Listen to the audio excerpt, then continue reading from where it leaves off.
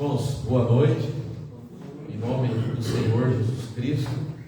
Aqui nós nos encontramos para prestar culto a Deus, como todos os domingos assim fazemos. Já estivemos na escola bíblica dominical esta manhã e hoje estamos aqui também para celebrarmos a ceia do Senhor, onde lembraremos aquilo que Cristo fez por nós e os seus resultados continuam até nos dias presentes. E por isso requer de nós toda a atenção reverente para essa instituição do Senhor Jesus.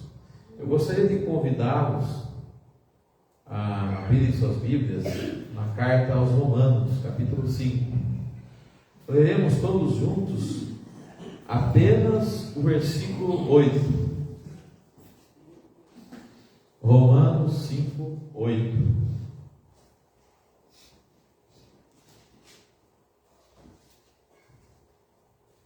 Vamos lá todos juntos. Diz assim a palavra de Deus: mas Deus prova o seu próprio amor para conosco pelo fato de ter Cristo morrido por nós, sendo nós ainda pecadores. Amém. Deus prova o seu amor para conosco. Como Ele faz? Pelo fato de ter Cristo morrido por nós, sendo nós ainda pecadores. É sempre bom nunca deixarmos de frisar esta última afirmação do apóstolo Paulo, né? Sendo nós ainda pecadores. Jesus se fez pecado por nós, se passou, mesmo sendo por pecador. Ele morreu a morte do mais terrível dos pecadores, para que através dessa obra de substituição nós pudéssemos ser perdoados, como muito bem lembra Pedro, né? O justo pelos injustos, para nos conduzir a Deus. Por isso que nós celebramos. Cristo foi o nosso substituto, e é por meio dele que nós nos apresentamos diante de Deus, confiados na sua mediação. Nós vamos orar nesse momento, uma oração de invocação e adoração a Deus, e eu vou pedir que o nosso irmão Diácono Homero, por favor, faça essa oração, e assim que nós terminarmos essa oração, nós nos colocaremos todos em pé e louvaremos ao Senhor com os cânticos espirituais. Vamos orar. Ó Deus, Tu és o nosso Deus querido. Ó Pai, nós te agradecemos, ó Deus, por cuidar de nós, por derramar, ó Deus, sobre nós tantas bênçãos. Ó Deus, te agradecemos, ó Deus, pela bênção maior, que é de enviar o Teu Filho, ó Pai, para morrer no nosso lugar. Ó Deus, obrigado pelo exemplo, ó Deus, que Ele deixou para nós, ó Deus, mesmo no momento de dor, ó Pai, ainda salvou o pecador na cruz, ó Deus. Ó Pai, nós éramos inimigos Teus, ó Pai, Verdade. mas Cristo nos tornou amigos. Ó Deus, e agora, naquele momento o véu se rasgou, nós temos livre acesso a Ti. Por isso, ó Deus, podemos falar contigo, podemos elevar a Ti as nossas orações, ó Pai, e confiamos, ó Deus, não nos nossos méritos, ó Pai, mas nos méritos daquele homem perfeito que morreu por nós na cruz. Obrigado, ó Deus, pelo sacrifício perfeito, ó Deus. Agora estamos aqui gratos a Ti, relembrando, ó Deus, os feitos do Teu Filho, ó Deus, e agradecendo, ó Deus, tão grande salvação. Toma-nos, ó Deus, nas Tuas mãos, ó Pai. Ó Deus, guarda cada um de nós, todo o nosso ser, nesse momento, esteja voltado unicamente para a Tua adoração, ó Pai. Que nada, ó Deus, nada nos impeça, nenhum pensamento, ó Deus, passe pela nossa cabeça, nenhum pensamento contrário, ó Pai. Que todo o nosso ser esteja voltado nesse momento na Tua adoração.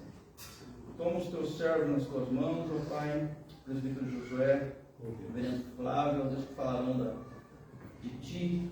Ó Deus, toma nas Tuas mãos, ó Deus, Usa-os, ó Pai, conforme o teu querer, conforme a tua santa vontade.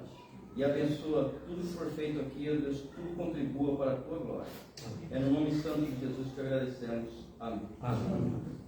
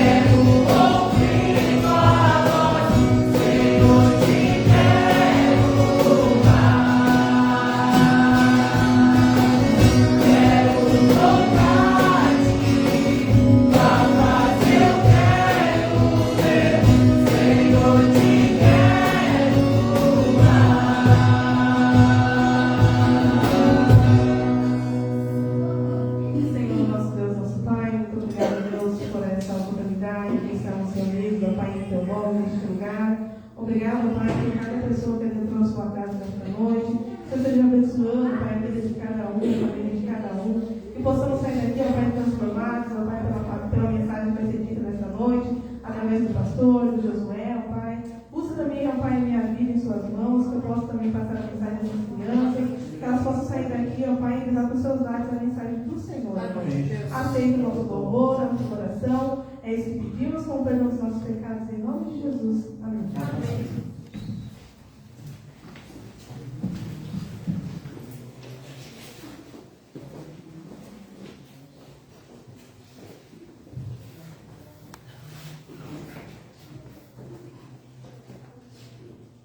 Nós vamos chamar agora as crianças para vir aqui à frente, né? E a nossa irmã, também Sabrina. Nós vamos orar em favor desse trabalho.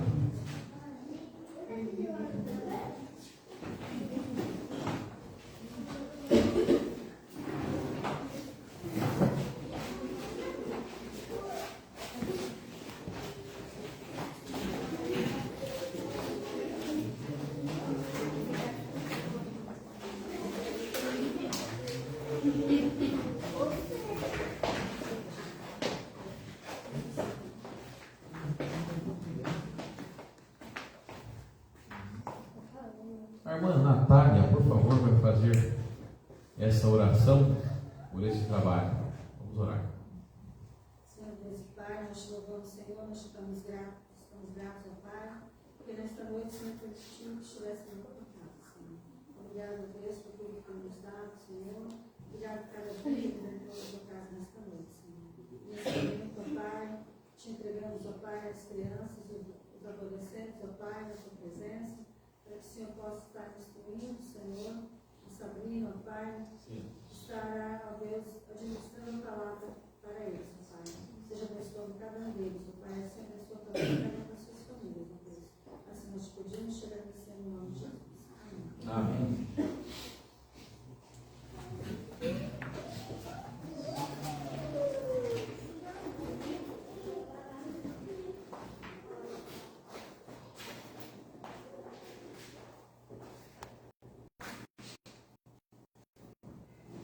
Nisto conhecemos o amor que Cristo deu a sua vida por nós e devemos dar nossa vida pelos irmãos.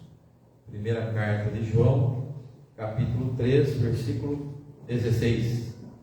O mesmo evangelista, no capítulo 3, 16, diz que Deus amou o mundo de tal maneira que deu seu Filho para unigênito, né, para que todo aquele que nele crê não pereça, mas tenha vida eterna. E agora aqui, mesmo João está dizendo, no capítulo 3, versículo 16, na sua primeira carta, nós conhecemos esse amor da seguinte forma: Cristo deu a sua vida por nós, reiterando o que já havia dito, e agora devemos dar nossa vida pelos irmãos. Devemos amar o nosso irmão a ponto de dar a nossa vida, né, em favor dele. E nós não vamos chegar nesse extremo aqui, mas nós vamos orar a Deus, e é um dos meios também que Deus coloca para que nós venhamos abençoar, ser bênção na vida das pessoas. Então nós vamos agora coletar os pedidos de oração, e esse é o momento que nós não vamos orar mais pelo trabalho, pelos nossos trabalhos internos, mas nós voltamos nossos olhos para os pedidos que nos são colocados. Momento de intercessão. Alguém tem algum pedido de oração específico? Eu peço para minha família e para mim. Deus tira essa enfermidade de mim. Dona Esther, né? Delma também, que está enferma. Tá, só um minutinho.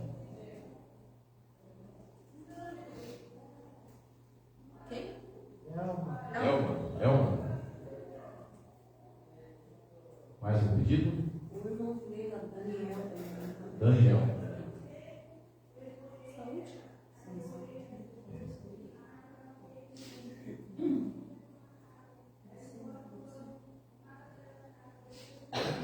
Você pode colocar aí vou colocar a família Tavares, né? Porque o pastor que faleceu era o Renan Tavares, né? Deixou lá a filhinha, né? A esposa. Deus conforte aí aquela família. Continua pedindo pela minha saúde, pela saúde. Jéssica, ela também que amanhã vai para São Paulo, com o Carol, saúde. Ok. Mas Eduardo? Tá, João. Darcy, família do trabalho nosso. Darcy. Saúde, também tá. É o Darcy, motorista lá assim, não? Seu Darcy.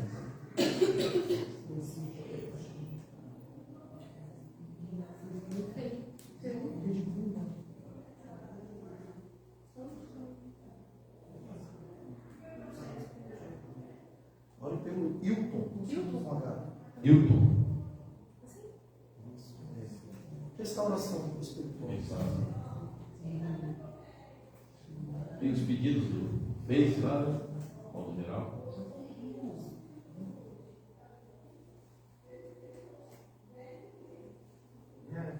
Oi?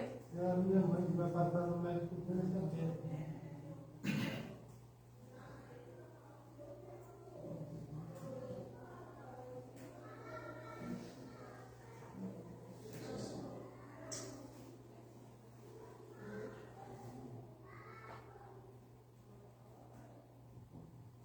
Saúde? Saúde também, né? O que são esses, né? Outros a gente tem sempre orado pela igreja, pelas crianças aqui, né?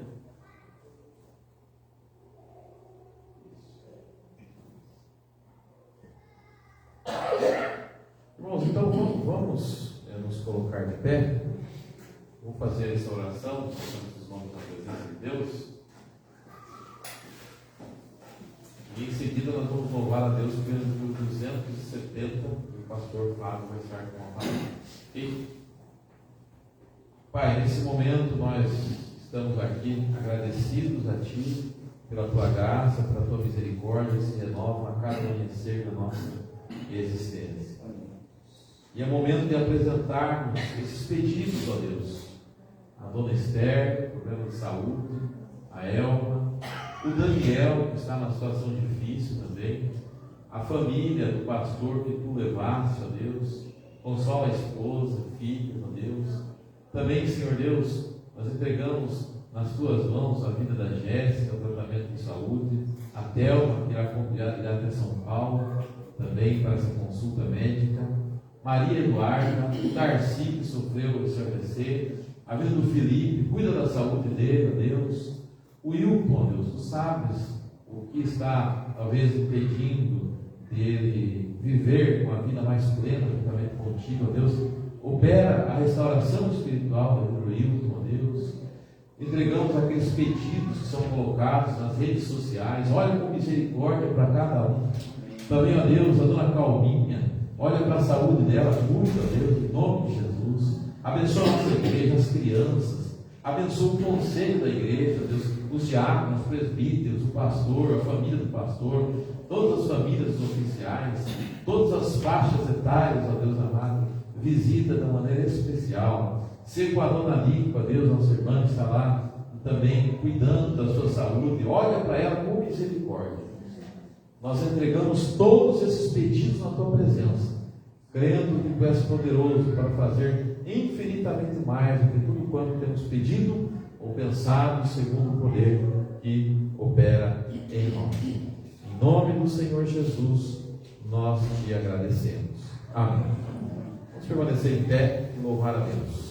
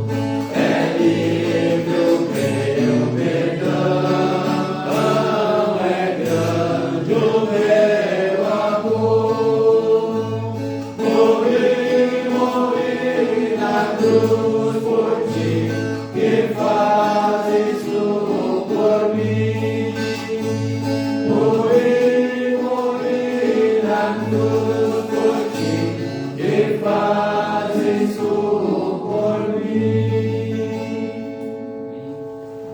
Amada igreja, pode se assentar.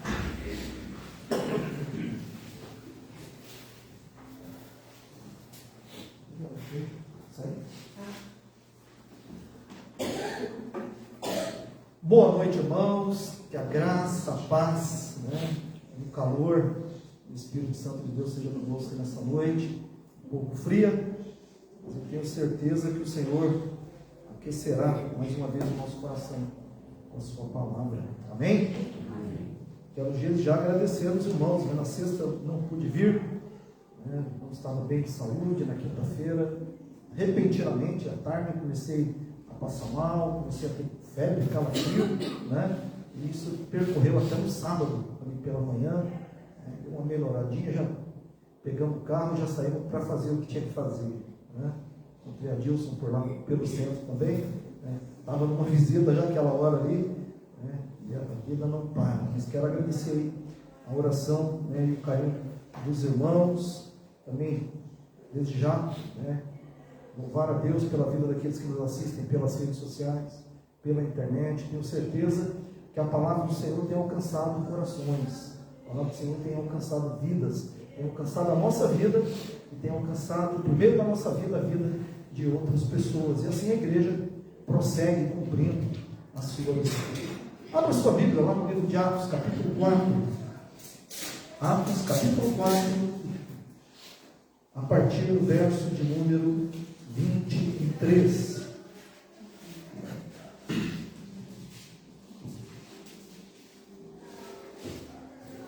Atos 4, versículo 23. Vamos ler até o verso de número 31.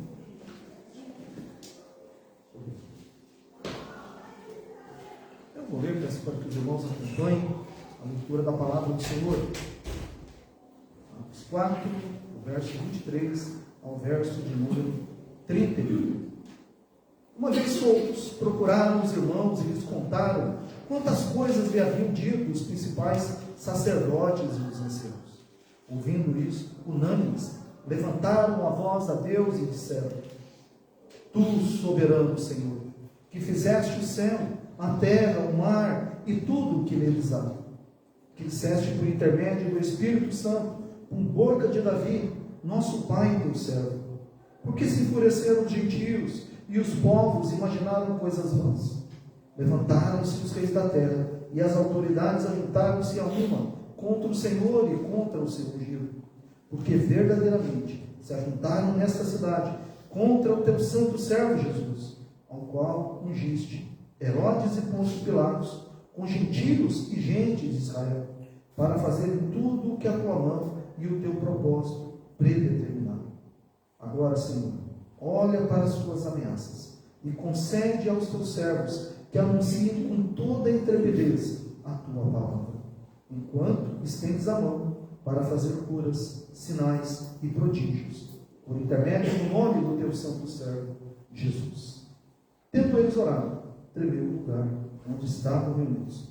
Todos ficaram cheios do Espírito Santo e com intrepidez anunciavam a palavra de Deus. Até que a palavra do Senhor, vamos orar mais uma vez. Peça o Senhor falar ao seu coração nesta noite. Querido Deus, amado Pai, muito obrigado pela leitura da tua santa palavra. Muito obrigado, a Deus, pela vida do evangelista Lucas, ó Deus, nosso irmão em Cristo, que deixou registrado essas palavras de vida, Deus, para que nessa noite o Senhor pudesse aquecer os nossos corações. Deus, aqueça, Pai, por meio do teu Espírito, ó Pai, o nosso coração. Mexa com a nossa mente, Pai, mexa com a nossa vida, para que possamos, ó Deus, com intrepidez pregar a tua palavra, para que possamos, ó Deus, unidos, orarmos ao Senhor e buscarmos a sua presença. Obrigado por tudo, nós oramos agradecidos, em nome do teu Filho amado Jesus Cristo. Amém. Nós estamos chegando, meus queridos, ao fim do mês de agosto, E no mês de agosto, como bons presbiterianos, nós comemoramos o mês das missões, Quem participou dos nossos estudos bíblicos na sexta-feira, tenho certeza que cresceu na fé. Nós vimos aqui história de homens, né, e de mulheres de Deus que enfrentaram dificuldades e perseguições na proclamação do Evangelho em nosso país. E neste ano, né, a missão Portas Abertas, uma missão que muitos conhecem aqui, ela publicou que nós temos atualmente mais de 365 milhões de cristãos sofrendo em todo o mundo, sofrendo algum tipo de perseguição, seja ela uma perseguição física, né, por meio de prisões, por meio de torturas, por meio de mortes, ou seja, uma perseguição emocional, por meio de palavras, por meio de bullying, por meio de exclusões de um determinado meio, por meio de ameaças. Todo tipo de ameaça os cristãos sofrem, né, ao proclamar o Evangelho.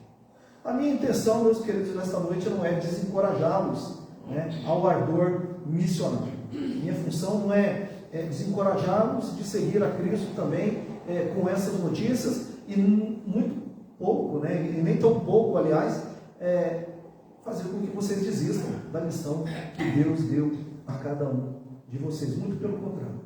Né? Minha missão nessa noite aqui, como profeta do Senhor, como mensageiro da palavra do Senhor, né, é nos mostrar que Deus nos deu uma missão. Deus nos deu uma missão, né? E com ela nós precisamos seguir até o fim, né? O Senhor nos deu uma ordem de pregar o Evangelho a toda a criatura, e nós possamos com isso cumprir, né, essa missão que Deus nos deu. Quando eu falo de missão, né, às vezes nós pensamos logo no missionário, aquele que foi para uma agência de missões, agora então é enviado ao campo. Mas não é bem desse missionário, né, não é bem, né, dessa missão que eu estou me referindo aqui nessa noite. Né? Todos nós somos missionários. Quer estejamos numa repartição pública, nós devemos cumprir a nossa missão ali, quer seja numa construção, né, eu devo cumprir a minha missão ali, quer seja num ônibus dirigindo, né, para lá e para cá, eu devo cumprir a minha missão ali. Não importa onde esteja, meu querido, até como aposentado, né, andando pela rua ou conversando com os vizinhos, eu também devo cumprir a minha missão, eu devo cumprir a ordem do Senhor, ir por todo mundo, pregar o Evangelho a toda a criatura. Nós somos chamados para essa missão e não importa onde nós estivermos, nós temos um propósito, né? E esse propósito é cumprirmos a nossa missão, para que o nome de Deus seja glorificado, né? Mesmo que haja perseguições, mesmo que haja exclusões, mesmo que haja xingamentos, mesmo que haja bullying, mesmo que haja qualquer tipo de dificuldade, porque essa perseguição que há em cima de cristãos, ela não é uma perseguição política. Se nós mudarmos de país, não é uma perseguição cultural. Nós podemos mudar de país, nós podemos mudar de partido, nós podemos fazer outra coisa qualquer, que como cristãos, mesmo assim nós seremos perseguidos. Porque quando o Evangelho ele vai de encontro ao pecador, duas coisas vão acontecer. Ou ele vai aceitar, e ele vai fazer essa entrega a Cristo, né? Ou ele vai rejeitar, e a partir de então ele vai começar a te perseguir.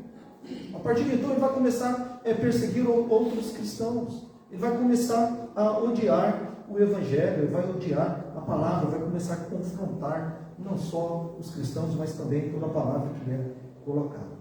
E se tem um livro na Bíblia que nos mostra isso, né? Se tem um livro que nos mostra e não poupa demonstrações de ameaças e perseguições aos cristãos, esse livro é sem dúvida um livro de Atos, né? O livro da igreja primitiva, dos Atos dos Apóstolos. E assim como também esse livro nos fala das perseguições, ele também, meus queridos, nos traz preciosas informações de como nós cristãos devemos prosseguir na proclamação do Evangelho da salvação. Como nós cristãos devemos prosseguir, mesmo em meio às dificuldades, mesmo em meio às perseguições, na proclamação do Evangelho de Cristo. Né? E é isso que eu quero convidá-lo a examinar, né, nesta noite, à luz da palavra de Deus, como a igreja de Cristo ela deve caminhar diante das perseguições que nos advêm por causa da proclamação do Evangelho. Como que nós devemos caminhar aqui neste mundo, nessa vida que nós levamos, em diferentes trabalhos, em diferentes funções, fazendo Ele coisas. Como nós devemos caminhar na proclamação do Evangelho diante dessas perseguições aí que nos advêm diariamente. Talvez você conheça, né, o contexto dessa passagem que nós acabamos de ler. Porque o contexto dessa passagem que nós acabamos de ler, ela nos fala de uma perseguição que foi imposta a dois discípulos do Senhor, Pedro e João, né, no cumprimento da sua missão. O capítulo 3, se você voltar um pouquinho aí, você vai começar a conhecer, e fica como tarefa para casa, né, a estudar o capítulo 3, capítulo 4, todo na semana aí. Mas o capítulo 3 nos fala de um homem que estava ali na porta do templo. O homem era um coxo, por volta dos 40 anos, um coxo de nascimento. Ele havia algum problema, né, que o impossibilitava de andar para lá e para cá. E ele estava ali, ele tinha o hábito, muito provavelmente já há muitos anos, de pedir esmolas. E naquele momento, dois discípulos do Senhor passavam por ali, Pedro e João. E ele pede esmola para Pedro e João. Pede algumas moedas, muito provavelmente. Pedro e João, né, logo olha para ele e fala: olha para nós, fita os olhos em nós. Eu até penso que aquele coxo ali deve ter se alegrado, né? Muito provavelmente na esperança de receber algumas moedas ali, ou alguma esmola, mas elas não vêm, muito pelo contrário. Pedro e João olha para ele e diz: olha, eu não possuo nem prata, nem ouro, mas o que eu tenho, isso te dou. Em nome de Jesus, levanta e anda. Ele não recebeu nada financeiro, mas recebeu a maior bênção que ele poderia ter recebido naquele momento, uma cura em nome, uma cura feita em nome do Senhor Jesus. E diz o texto que naquele momento aquele coxo então começou a levantar, começou a seguir Pedro e João, né? E esse milagre, meus queridos, acabou atraindo muitas pessoas.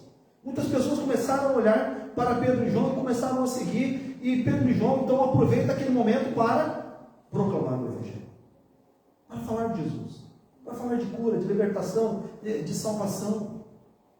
E muitas pessoas então vão prestar atenção. E sim, o texto vai nos mostrar que muitas pessoas então deram ouvido, muitas pessoas então aceitaram o Evangelho, entregaram a sua vida para Cristo naquele momento.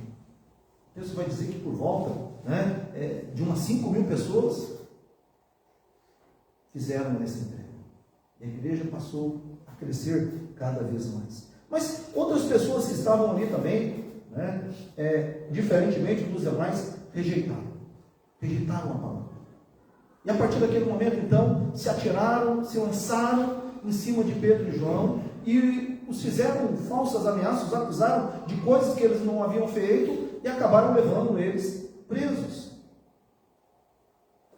Uma situação assim, meus queridos, talvez, né, depois de nos prenderem, né, talvez fizessem algumas ameaças, nos fizessem, né, algum mal, né, nos fizessem, nos pedissem para nos calar, nos pedissem para pararmos com aquilo. Mas a gente vai perceber que Pedro e João, eles não fazem isso. Pedro e João não se calam. Pedro e João, ele não aceita aquela proposta diante das ameaças de se calar, de parar de proclamar o Evangelho. Muito pelo contrário, se você observar o verso número 20, ele vai falar: olha, nós não fizemos nenhum mal a este homem. Muito pelo contrário. O que nós fizemos por este homem foi algo bom. Aquele homem estava paralítico, ele estava coxo, agora ele foi curado. E nós fizemos isso, nós curamos aquele coxo, em nome de Jesus Cristo, o Nazareno. Se tem uma coisa que nós não podemos fazer, diz Pedro e João, é deixar de proclamar, né, o Evangelho do Senhor Jesus. Nós não podemos deixar de falar sobre aquilo que vimos e ouvimos a respeito de Jesus. E se eles tivessem só dito isso, já estava bom, né? Já tinha dado ali um bom testemunho a respeito de Jesus, até diante dos seus inimigos, até diante daqueles que o haviam prendido. Mas eles vão, creio que, cheio do poder, né, da unção do Espírito, eles falam: olha, eu estou falando aqui daquele Cristo que vocês prenderam, né? Vocês prenderam o Messias. É esse Messias que curou aquele homem. Mas por outro lado, aquele Messias que vocês mataram, o Senhor ressuscitou.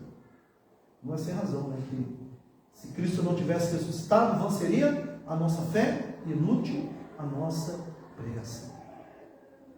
E aqueles homens, diante daquela multidão, diante das palavras dos discípulos ali, eles não tiveram outra alternativa a não ser soltarem Pedro e João. Mas antes de soltarem, fizeram-lhe ameaças. Muito provavelmente falaram: olha, não continue pregando, que da outra vez nós vamos matar. Né? Não fiquem por aqui, porque senão nós vamos prender e vamos mesmo bater. Vocês estão facilitando demais. Muito provavelmente fizeram muitas ameaças, e diante daquela numerosa multidão que glorificava o nome do Senhor, decidiram soltar os dois discípulos. E decidiram soltar a Pedro e João. E Pedro e João, então, ali diante daquelas ameaças, eles não fugiram, eles não se calaram, e com aquelas atitudes, meus queridos, eles vão nos mostrar, com as atitudes que eles tiveram, a partir dali eles vão nos mostrar como a igreja deve prosseguir, diante das dificuldades na proclamação do Evangelho. Como eu e você devemos caminhar, enquanto cristãos, diante dessas dificuldades na proclamação do Evangelho. Porque pregar o Evangelho não é fácil. Pregar o Evangelho é algo difícil. É fácil fazer ação social, é fácil levar a cesta básica, é fácil muita coisa. O que é difícil é pregar o Evangelho. Se pregar o Evangelho fosse fácil, a nossa igreja estava cheia. Se pregar o Evangelho fosse fácil, todas as igrejas estavam abarrotadas de gente. Mas pregar o Evangelho não é nada fácil. Mais fácil, às vezes, para nós é falarmos de futebol, falarmos de política, falarmos de problema de saúde, falarmos de problemas assim. Nós temos essa facilidade de falar dessas coisas, mas para falar de Jesus, meus queridos, não é fácil. Pregar o Evangelho para alguém não é uma tarefa um tanto fácil. E muitas vezes não fazemos porque podemos ser mal vistos, no nosso trabalho, podemos ser mal vistos na nossa recepção, podemos ser mal vistos no nosso grupo social, no nosso meio onde vivemos. Podemos ser chamados de crentinhos, ou crentones, ou coisas do tipo. A verdade, meus queridos, que pregar o Evangelho não é nada fácil, mas mesmo assim nós devemos caminhar neste mundo pregando o Evangelho, mesmo sabendo das dificuldades, mesmo sabendo daquilo que pode nos esperar pela frente. E aí que Atos vai nos ensinar como lidar com essas questões. E a primeira coisa que ele vai nos ensinar é que para nós pregarmos, enfrentarmos essas dificuldades na proclamação do Evangelho, a igreja deve caminhar em unidade. A igreja deve caminhar em unidade. Observe o verso de número 23 e 24 que nós vemos ali. Ali diz assim: que uma vez solto, procuraram os irmãos e lhes contaram quantas coisas lhes haviam dito os principais sacerdotes e os anciãos. E ouvindo isto, unânimes, levantaram a voz a Deus. E aí, é interessante que, como eu falei, eles haviam acabado de serem presos. E uma vez presos, sofreram ameaças. Olha, não façam mais isso. Não preguem mais o Evangelho. Não curem mais as pessoas. Não libertem mais os cativos. Não façam mais isso. É claro que, de repente, pecadores como eu e você falam: não pode deixar aqui, não vou fazer mais. Pode, pelo menos desse mal eu não vou correr mais. Mas Pedro e João, eles não fazem isso. Deus vai dizer que, uma vez soltos, eles vão procurar os irmãos. Uma vez soltos, eles vão procurar a igreja. E eu gostaria de abrir um parênteses aqui e fazer uma pergunta para você. Se você estivesse nessa situação, se você fosse solto para fazer o que você quiser, para onde você iria? Se você fosse liberto para você ir para onde você quiser, para você fazer o que você quiser, ou para ir onde você quiser, para onde você iria? O texto vai nos mostrar que Pedro e João voltaram para os irmãos. Eles foram para os irmãos. Pedro e João, eles foram para a igreja. E quando nós temos liberdade? Para onde nós vamos. Há um escritor, talvez conhecido de alguns aqui, W. Tozer, né? Um escritor lá do passado, ele fez um comentário no seu livro a respeito dessa atitude de Pedro e João, né? E ele vai dizer o seguinte: olha, se fosse de repente um de nós não voltaríamos para a igreja, nós não voltaríamos para o meio dos irmãos, porque nós temos muitas vezes, meus queridos, o hábito de acordar de manhã, abrirmos as nossas janelas e olharmos assim o tempo e vermos assim: olha, hoje está frio, sabe de uma coisa? Eu não vou aonde? Na igreja. Nós fazemos isso. Olhamos para o tempo e falamos: não, hoje está muito frio, eu não vou na igreja. Ou então, sabe uma coisa, hoje está muito calor, eu não vou na igreja. Mas quando chega na segunda-feira, nós abrimos a janela, né? E pode estar frio ou pode estar quente, que nós vamos ao trabalho.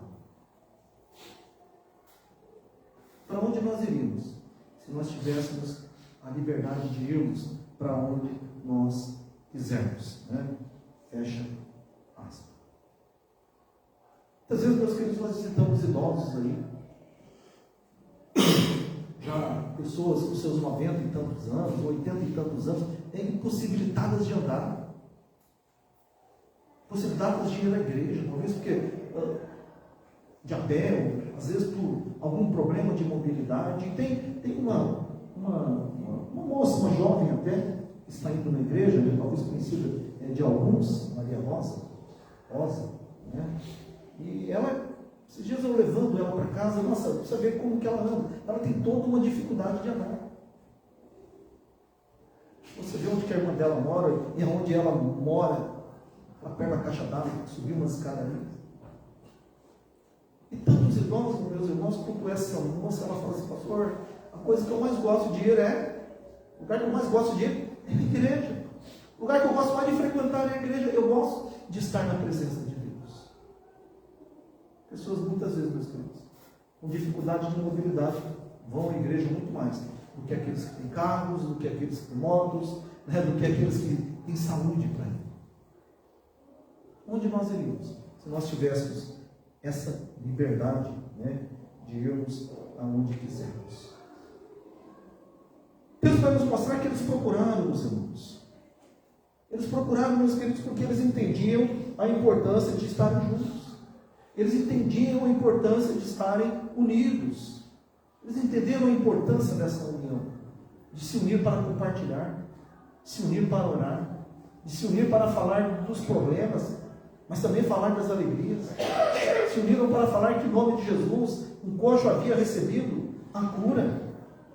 Se reuniram para falar que 5.000 pessoas haviam entregues a sua vida para Cristo.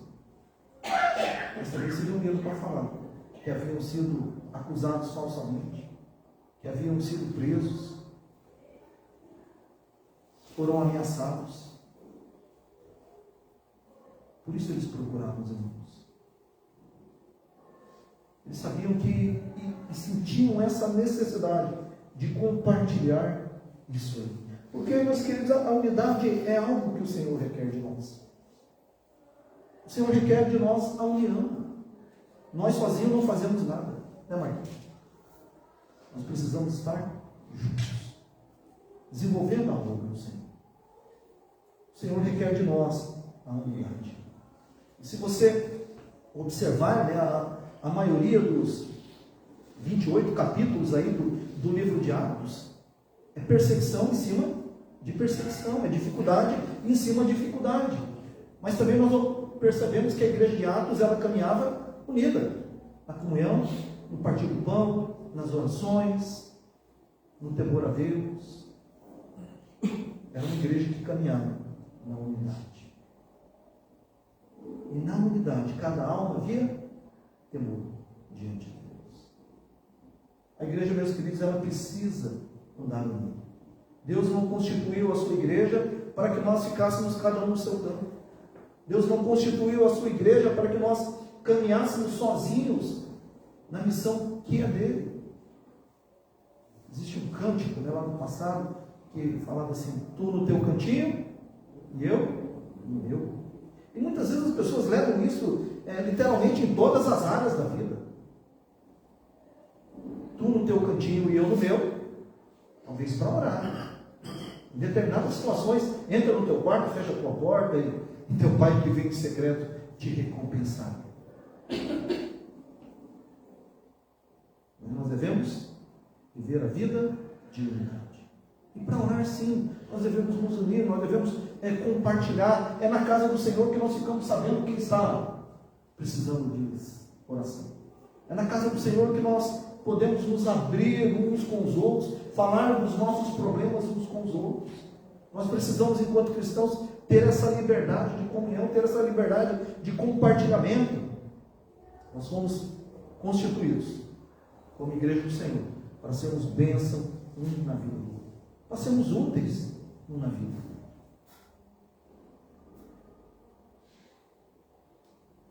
João capítulo 17, verso 21, o próprio Jesus na sua oração diz assim: eu rogo ele roga ao Pai a fim de que todos sejam um. Ele está dizendo que precisa haver unidade na igreja de Cristo. É aquela música, eu preciso de você e você precisa de mim. Nós precisamos de Cristo até o fim. Nós precisamos, meus queridos, viver em unidade. Nós precisamos nos unir para compartilhar. Nós precisamos nos unir para desabafar. Nós precisamos nos unir para orar. Nós precisamos nos unir para nos fortalecer. Nós precisamos nos unir para vencermos juntos as perseguições que nos são impostas neste mundo. Ainda temos essa liberdade de vir ao culto, de falar do Evangelho, sem sofrer tantas perseguições. Mas nós precisamos estarmos unidos.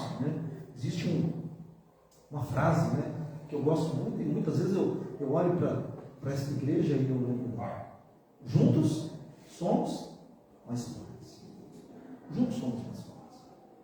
A igreja da Piúva tem mostrado isso, que juntos somos mais fortes.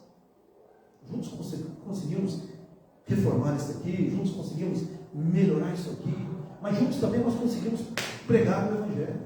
Juntos nós conseguimos falar de Jesus. Juntos nós conseguimos dar suporte ao nosso irmão.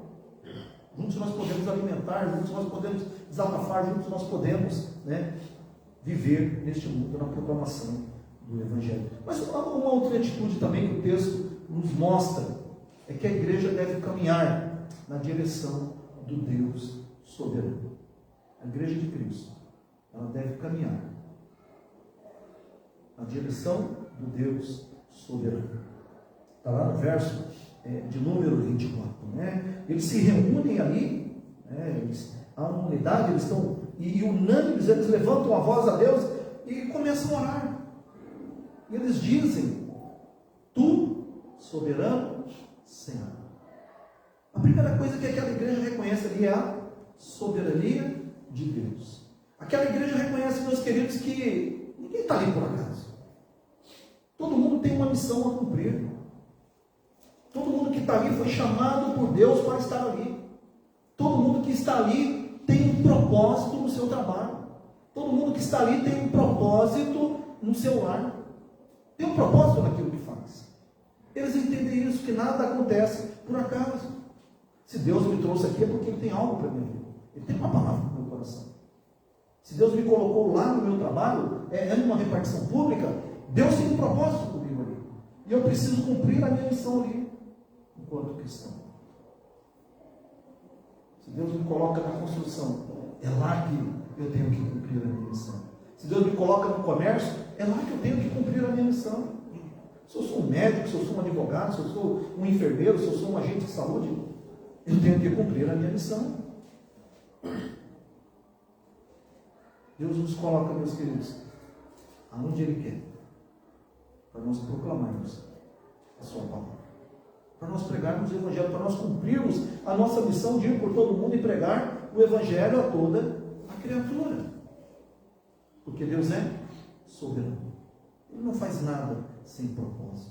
E a própria oração vai nos mostrar isso aí. Ele vai dizer ali né, que segundo está lá no verso 28, nós estamos aqui reunidos, aconteceu tudo isso para fazer tudo que a tua mão e o teu propósito pré-determinado. Antes de nós estarmos aqui, o Senhor já sabia que nós estaríamos aqui. E nós precisamos, meus queridos, a cada dia agradecer ao Senhor o lugar que nós estamos, o serviço que nós temos.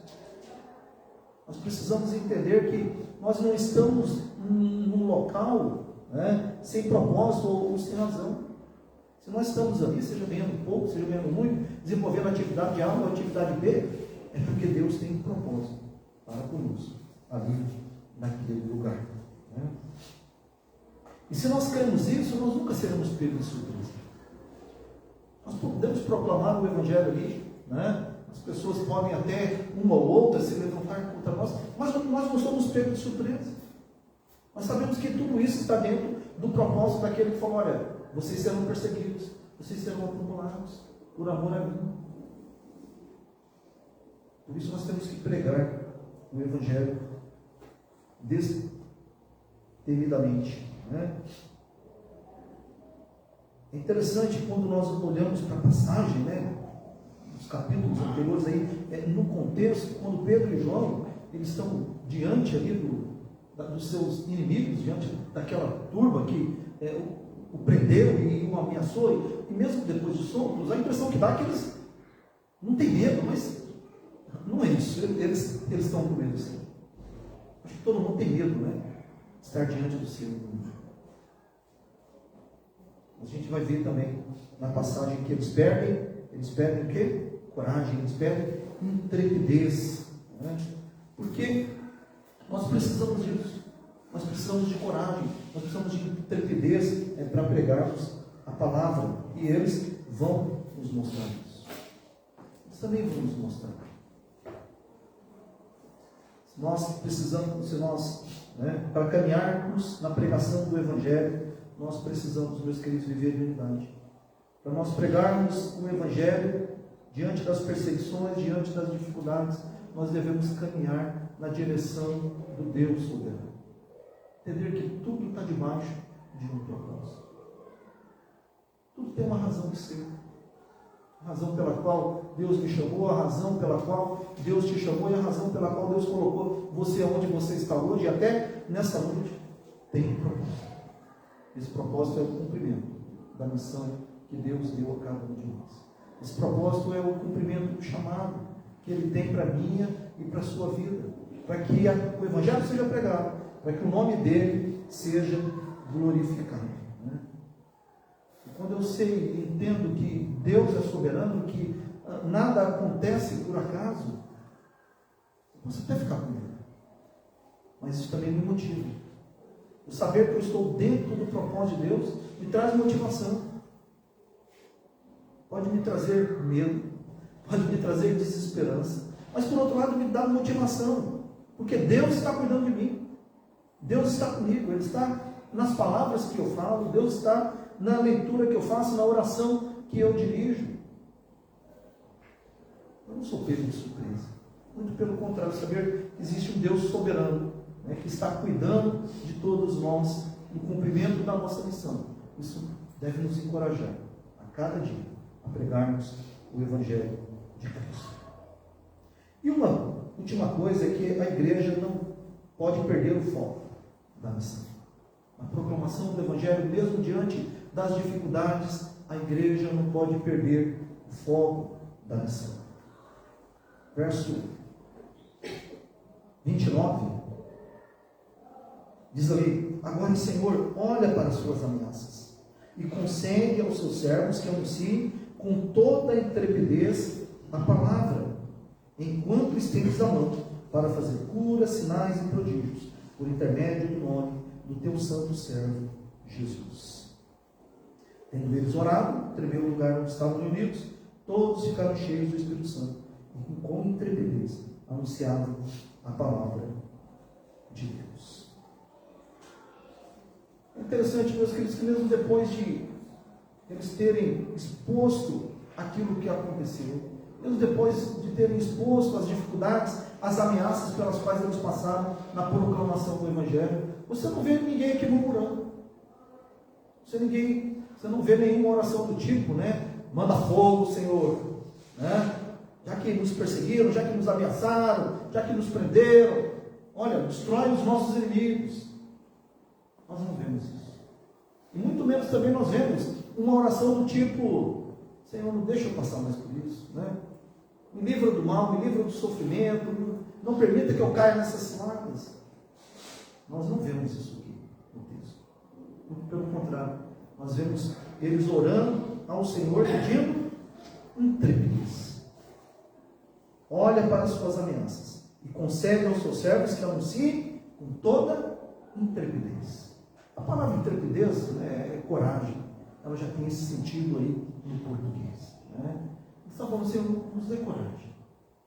Nos dê coragem quando nós estivermos atribulados. Nos dê coragem quando nós estivermos desmotivados. Nos dê coragem quando nós estivermos desanimados, quando nós estivermos amedrontados. Nos dê coragem para que nós possamos proclamar o Evangelho. Não é para que nós possamos ficar em casa, não é para que nós possamos fugir das ameaças, não é para que nós possamos ter medo de cumprirmos a nossa missão. É para que nós possamos fazer a nossa missão. É para que nós possamos pregar a palavra com intrepidez. Essa é a oração. Uma oração dos queridos que nos chama a viver uma vida espiritual dinâmica. A igreja espiritual, né, que vive esse dinamismo, ela faz isso. Ela prega a palavra. Ela sabe que vai ter ameaça, ela sabe que vai ter dificuldades, ela sabe que vai ter vergonha, vai ter os momentos difíceis, mas ela pede coragem ao Senhor. Ela pede motivação ao Senhor. Ela não desiste por qualquer coisa. Ela sabe que ela tem uma missão. Ela sabe que ela precisa proclamar o Evangelho. Ela sabe que precisa cumprir o propósito pela qual ela foi plantada ali. Assim como eu e você temos a nossa missão e precisamos cumprir o propósito pelo qual o Senhor nos colocou nesse mundo. O Senhor colocou nessa igreja. O Senhor colocou nessa cidade. O trabalho que nós estamos tendo, né, no momento. Só uma igreja morta que não faz missão. A igreja morta não faz missão. Porque ela entende que não tem mais solução. Ela entende que não adianta mais falar, porque o mundo não vai mudar. As pessoas não vão mudar. As pessoas estão mudando constantemente. O que falta para a igreja é aquilo que nós vemos no livro de Atos muitas vezes. Nos unimos. Nos unimos para compartilhar. Nos unimos para desabafar. Nos unimos para encorajarmos uns aos outros. Nos unimos para orar. Orar por nós, orar por motivação, orar por ânimo, orar por conversões, orar por evangelização. Pedir ao Senhor intrepidez para proclamarmos a sua palavra. É disso que nós precisamos enquanto igreja do Senhor.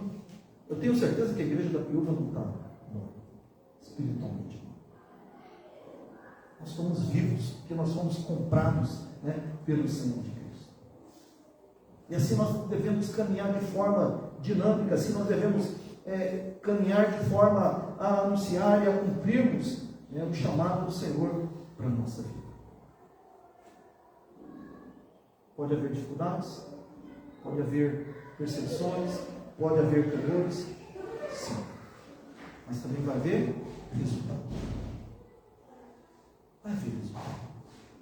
Porque enquanto nós estivermos orando, né, como o mesmo texto diz, verso 30, o Senhor estará estendendo as suas mãos sobre o filho.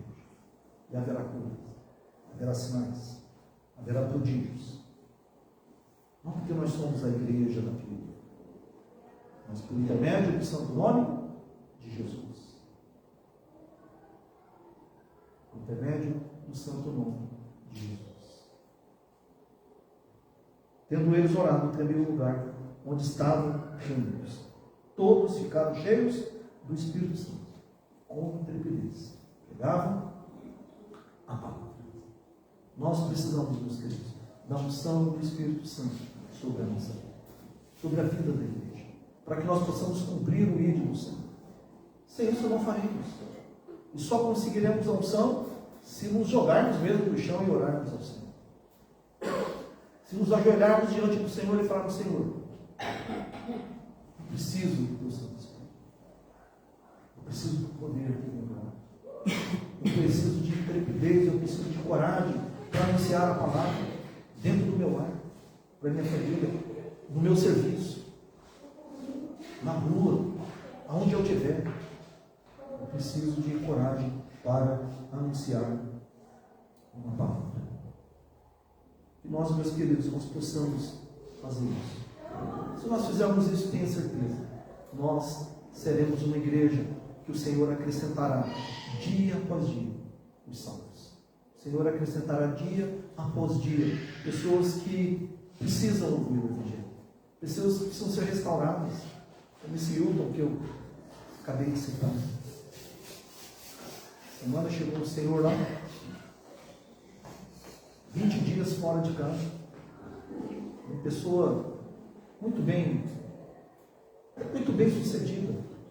Fui fazer uma pesquisa onde ele morava num predinho lá em Patinga, Minas Gerais. 20 dias, resolveu sair de casa por um problema que teve com a esposa, que tem a ver com saúde. Uma pessoa criada no berço evangélico, criada na igreja cristã. Do nada resolveu ir embora, pegar o primeiro ônibus que estava na frente e ir embora. Só ele chega lá na igreja e fala: pastor, ora por mim. Eu preciso consertar a minha vida com Deus. E a gente ora, meus queridos. E a gente se lança ali, né? E a gente precisa fazer algo mais, né? Colocamos ele dentro do ônibus, levamos ele até Registro, colocamos ele no ônibus. Falei: olha, você é para ir para casa, né? Você tem a minha bênção. Foi para Ipatinga. Fiquei com o coração ali assim, né? Ainda, mesmo ouvindo que Deus falando: olha, faz, manda, né?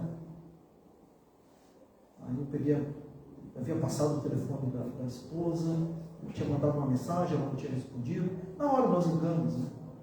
Mas no outro dia ela respondeu: pastor, ele já está aqui em casa, está dormindo, chegou um pouco barbudo, né? Mas está dentro de casa. Então, meus filhos, que nós possamos cumprir a missão que o Senhor tem dado a cada um de nós.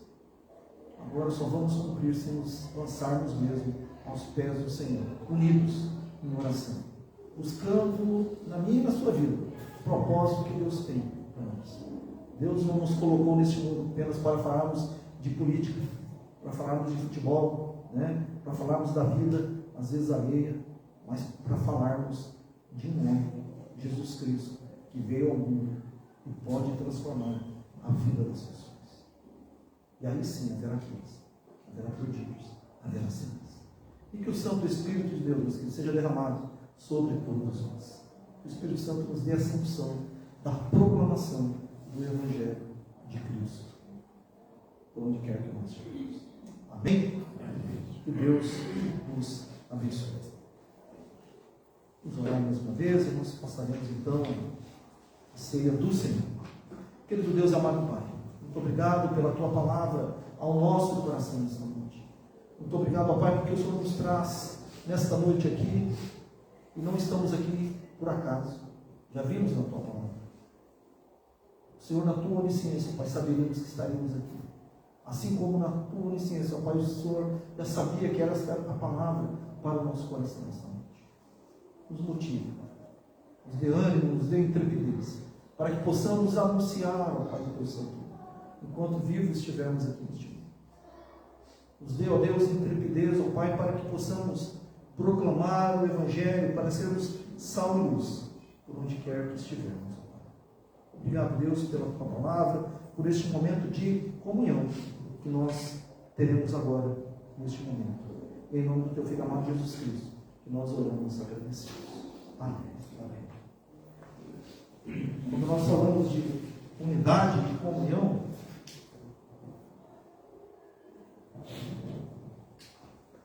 me faz lembrar a passagem de Lucas, capítulo de número 22, verso de número 14.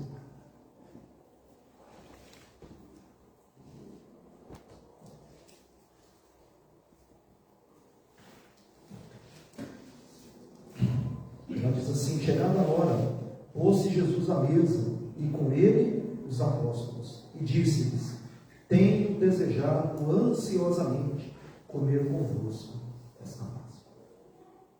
É um texto, meus queridos, que também nos fala de unidade. No momento de aflição do Senhor Jesus, no momento que antecedia a morte do Senhor Jesus, nós vemos que ele não queria ficar sozinho. Ele queria estar junto com seus filhos. Naquele momento de sofrimento, uma coisa que ele desejava ansiosamente, como o texto diz, era estar junto com os discípulos, era comer a Páscoa com os discípulos. E ele vai então fazer isso, diz o texto. E ele vai explicar ali também as razões pelas quais ele vai fazer isso. Eu creio que se estamos aqui nessa noite é porque o nosso coração anseia por isso. Anseia por participarmos da mesa do Senhor. Não sozinhos, mas com todos. Hoje, podemos dizer, nós estamos em união. Eu creio que a maioria dos membros da igreja está presente hoje. E glória a Deus por isso. Porque sozinhos, meus queridos, nós não vamos hoje. Nós precisamos um do outro. Nós precisamos do apoio um do outro. Nós precisamos da oração um do outro. As pessoas precisam ver que nós somos unidos. O Senhor precisa ver que nós, as pessoas lá fora precisam ver que nós amamos estar juntos uns com os outros. O Senhor Jesus almejava naquela noite participar da ceia com os seus discípulos. Se você veio preparado para este momento, você também poderá participar da ceia do Senhor nesta noite. Você veio preparado para esse momento, você está em plena comunhão com esta igreja, participe da ceia do Senhor. Vou convidar o nosso irmão presbítero Josué para orar a Deus, consagrando os elementos do seu uso natural para o uso espiritual, para fazermos parte da ceia do Senhor. Senhor, aqui estamos, mais uma oportunidade que o Senhor nos está dando, para depois de cantarmos para Ti, orarmos a Ti, ouvirmos a Tua palavra, agora sermos alimentados também por esses símbolos que falam da Tua obra de grande salvação por nós. Queremos, em nome de Jesus, consagrar a Deus a parte que será utilizada para que o Senhor venha trabalhar no nosso coração, alimentar a Tua graça em nós, para que perseveremos nesta boa caminhada e sendo despertados também para proclamar esta salvação. Nos ajuda, ó Deus, nos abençoa, ó Deus, e nos dê o crescimento que precisamos. Em nome de Jesus. Amém. Amém.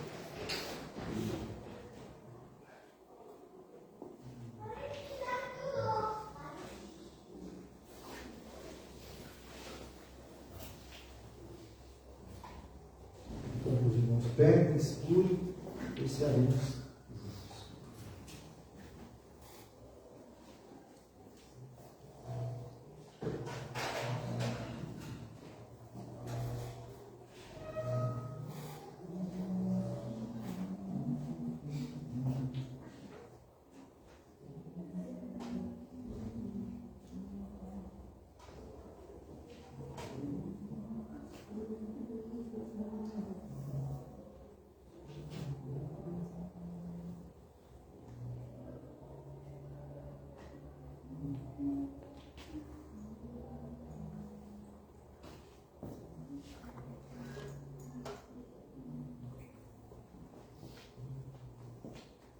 Aproveite este momento, enquanto nós oramos, para orar ao Senhor, para falar com Deus, pedir ao Santo Espírito de Deus que fale no seu coração, no meio da sua palavra. Esses alimentos que queremos participar nesta noite nos fortaleça, espiritualmente.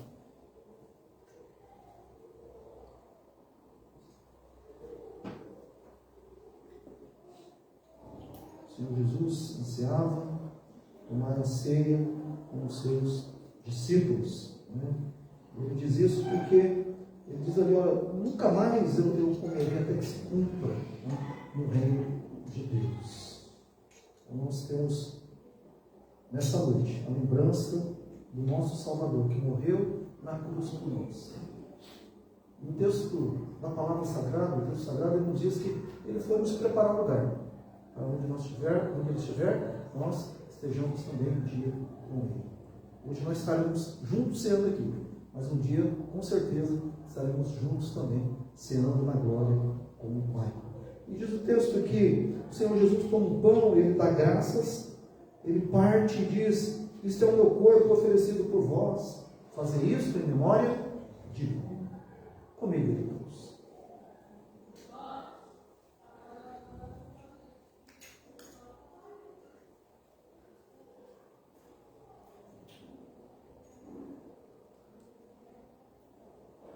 Semelhantemente, depois de haver ceado, depois de haver comido o pão, né, eles tomaram o cálice, e o Senhor Jesus disse: este é o cálice da nova aliança, no meu sangue derramado em favor de vós.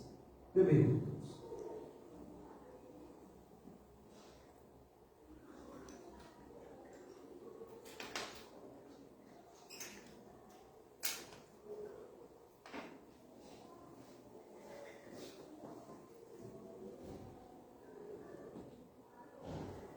Vamos orar mais uma vez. Querido Deus, amado Pai, muito obrigado, Senhor, pela Tua palavra. Muito obrigado, Pai, por este momento tão gostoso, Senhor, que o Senhor nos possibilitou nesta noite. Estarmos juntos, ó Pai, falando de unidade e ao mesmo tempo, ó Deus, vendo a Tua igreja unida no propósito de servir, no propósito de te adorar, ó Pai. Que nós estejamos, ó Deus, também unidos no propósito de proclamarmos a Tua palavra, de cumprirmos a missão que o Senhor reservou a cada um de nós. Deus abençoe minha vida, a vida dos meus irmãos.